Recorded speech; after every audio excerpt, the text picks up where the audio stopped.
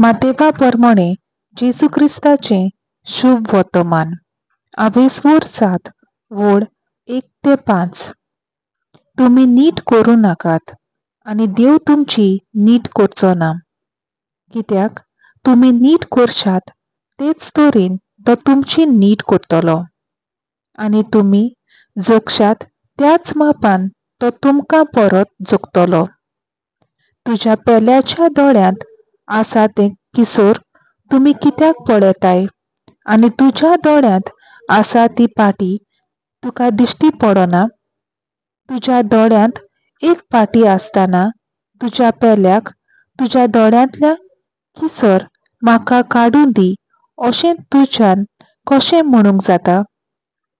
आरे दोंग्या, तुझ्या दोळ्यांतली पाटी पयली काड आनी मागीर तुझ्या पेल्याच्या दोळ्यांतलें किसोर काडूंक तुका निवळ दिश्टी पडटलें.